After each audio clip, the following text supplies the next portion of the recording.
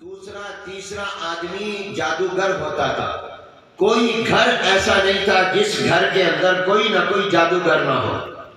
جیسے آج کوئی جیب، کوئی پاکٹ، کوئی گھر موبائل سے خالی نہیں، اس زمانے میں جادوگر سے کوئی گھر خالی نہیں ہوتا تھا. ہر ایک کے پاس موبائل ہے، کسی کے پاس 2 3 3 4 4 بھی ہے.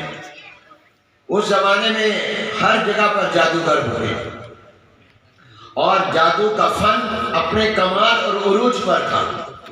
چنانچہ ایک واقعہ بھی لکھا ہے کہ ایک مرتبہ ایک بوڑھے میاں جادوگر کے پاس انسانی شکل میں حضرت جبریل علیہ السلام فرشتوں کے سردار آئے. اب اس کو نہیں پتا کہ یہ کون ہے، کیونکہ انسانی شکل میں آئے. تو آ کر کہا اس بوڑھے سے، بوڑھے میاں کوئی جادو کا فن تجھے بھی آتا ہے کہ نہیں؟ اس نے کہا بالکل مجھے جادو آتا ہے، میں بڑا ماہر ہوں. تو انہوں نے کہا اچھا، اگر تو واقعتاً بہت بڑا جادوگر ہے اور اپنے فن کا ماہر ہے تو پھر ذرا اپنے جادو کے ذریعے یہ بتا کہ اس وقت جبریل علیہ السلام کہاں ہے. فرشتوں کو جانتا ہے؟ جانتا ہوں. ان کا کوئی سردار بھی ہے؟ کہاں؟ کا کون؟ کا جبریل. کا ذرا بتا وہ کہاں ہے. اب اس نے جناب آنکھیں بند کی جادوگر نے، اپنا حساب کرنے لگا، کچھ پڑھنے لگا، بولنے لگا اور پھر کچھ لکیریں نکوریں بھی مارنے لگا اور کچھ دیر کے بعد اپنا سر اوپر کیا، پریشان. انہوں نے کہا بھی بتا پریشان کیوں ہے؟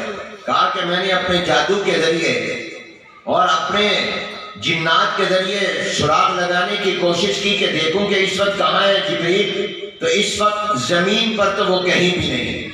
میں نے جہاں دیکھا کہیں بھی نہیں، نہ مشرق نہ مغرب نہ جنوب نہ شمال، جتنے بھی علاقے کہیں پر جبریل علیہ السلام نہیں. پھر میں نے فضا کو چیک کیا، فضا میں بھی نہیں. وہ آسمانوں پر ہوتے ہیں، میں نے آسمانوں کو چیک کیا، نہ پہلے نہ دوسرے نہ تیسرے نہ چوتھے نہ پانچویں نہ چھٹے نہ ساتویں، کہیں جہاں تک وہ جا سکتے ہیں سدرۃ المنتہا تک میں نے پورا اپنے جادو کے ذریعے جائزہ لیا، ان میں سے بھی کہیں وہ نہیں. تو کہا پھر تو دعویٰ کیوں کرتا ہے کہ میں بہت بڑا جادوگر ہوں؟ تجھے پتہ ہی نہیں چلا کہ جبریل کہاں ہے؟ اس نے کہا نہیں، میں نے پوری زمین کا حساب لگایا، آسمانوں اور فضا کا لگایا، یا تو جبریل ہے یا میں جبریل ہے اسی جگہ پر. تو آپ اندازہ لگائیے کہ اس زمانے کے جادوگر کتنے بڑے جادوگر ہوتے. اس نے اپنے جادو سے اندازہ لگا دیا. تو اللہ نے حضرت موسیٰ علیہ السلام کو بھی اس کے مشابہ اور ملتا جلتا معجزہ عطا کیا، کیونکہ ان کو راہ ہدایت پر قوم بنی اسرائیل کو لانا تھا. تو اللہ نے یہ دیا کہ ان کی جو لاٹھی تھی وہ سانپ بن جاتی تھی، ہاتھ میں اٹھاتے تو لاٹھی بن جاتی تھی. ہاتھ دیا وہ بغل میں ڈال کر جب نکالتے تھے ایسے ہاتھ چمکتا تھا جیسے سورج چمکتا ہے، چاند چمکتا ہے. ید بیضا. تو لوگوں نے کہا یہ بھی جادو ہے. مقابلہ ہوا جادوگروں سے، انہوں نے بھی لاٹھیاں ڈالی، وہ بھی سانپ بن گئے. مگر موسیٰ علیہ السلام کی جو لاٹھی سانپ بنی وہ جادو نہیں تھا، وہ من جانب اللہ تھا، وہ معجزہ تھا. اس لیے وہ تمام سانپوں کو کھا گئے اور ان کو ماننا پڑا کہ ہمارا جادو ہے، ان کا یہ جادو نہیں ہے، ہم جادوگر ہیں، یہ جادوگر نہیں ہے. عیسیٰ علیہ السلام کا زمانہ وہ علاج کا طب کا زمانہ تھا، حکمت کا زمانہ تھا. بڑے بڑے حکیم ہوتے تھے جو لا علاج بیماریوں کا بھی علاج کر رہے تھے. اللہ نے حضرت عیسیٰ علیہ السلام کو نبی اور پیغمبر بنا کر بھیج دیا. تو حضرت عیسیٰ علیہ السلام کو بھی اللہ نے اس زمانے اور دور کے حالات اور تقاضوں کے مطابق معجزہ عطا کیا. مردوں کو زندہ کرنے کا، مادرزاد نابینے کو تندرست کرنے کا. کتنے بھی حکیم اور ڈاکٹر کیوں نہ ہو، کسی کے پاس بھی پیدائشی نابینے کو بینا کرنے کا علاج نہیں تھا اور مردے کو زندہ کرنے کا علاج نہیں تھا. یہ اللہ نے حضرت عیسیٰ علیہ السلام کو معجزہ دیا. دنیا کے اس زمانے کے حکیم ماننے پر مجبور ہوئے کہ ہم تو حکیم ہیں، یہ اللہ کے نبی ہیں، ہمارے پاس جو ہے وہ دوائیاں، طب کی دوائیاں ہیں، ان کے پاس جو ہے یہ اللہ کا معجزہ ہے. تقاضے کے مطابق اللہ پیغمبروں کو معجزہ دیتے ہیں. جناب نبی کریم صلی اللہ علیہ وسلم جب دنیا میں تشریف لائے، آپ کی نبوت کا اعلان ہوا اور آپ عرب میں آئے، مکہ المکرمہ میں آئے، تو وہ زمانہ زبان کا، نطق کا، فصاحت و بلاغت کا، قوت گویائی کا دور اور زمانہ تھا۔ بڑے بڑے قادر الکلام تھے، شعراء تھے، وہ ایک ایک مجلس میں 100 اشعار کہہ دیتے تھے۔ ان کے قصیدے بیت اللہ میں لٹکے ہوئے تھے۔ یہ 7 معلقہ 7 قصیدے لٹکے ہوئے، کہاں لٹکے ہوئے تھے؟ بیت اللہ میں، خانہ کعبہ میں۔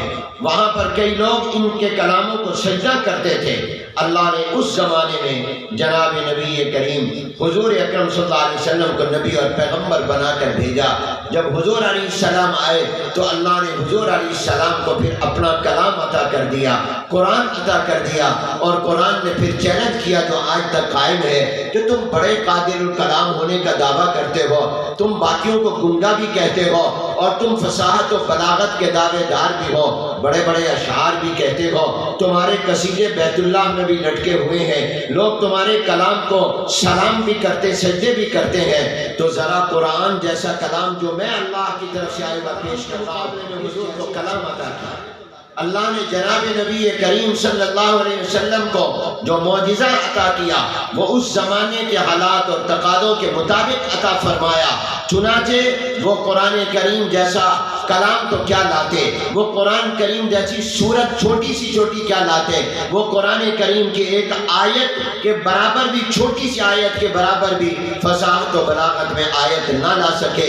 اور قرآن کریم کا آج تک یہ چیلنج موجود ہے۔ اس سے معلوم ہوا کہ یہ کسی انسان کا کلام نہیں ہے، تمہارا کلام تمہارا تیار کردہ ہے، یہ اللہ کا اتارا ہوا نازل کردہ کلام ہے۔ امام بخاری رحمۃ اللہ علیہ نے بھی حضور علیہ السلام کے اسی عظیم الشان معجزہ جو وحی الہی ہے، اپنی کتاب کا آغاز بھی اسی سے کیا ہے، اور پہلا باب کیف کان بدء الوحی الی رسول اللہ صلی اللہ علیہ وسلم لائے ہے کہ میں اپنی کتاب کا آغاز بھی اس معجزہ خداوندی سے کروں گا جس معجزہ خداوندی نے دنیا کو کلمہ پڑھنے پر مجبور کیا، جس معجزے کا آج تک مقابلہ نہ کر سکے، وہ اللہ کی وحی ہے۔ اور امام بخاری نے بتا دیا کہ ایک وحی قرآن ہے اور ایک وحی حدیث ہے، اور حدیث کی سب سے پہلے وحی کا باب اس لیے لائے کہ وحی اور حدیث کی تاریخ ایک دن دنیا میں شروع ہوئی ہے، جو پہلا دن، پہلا لمحہ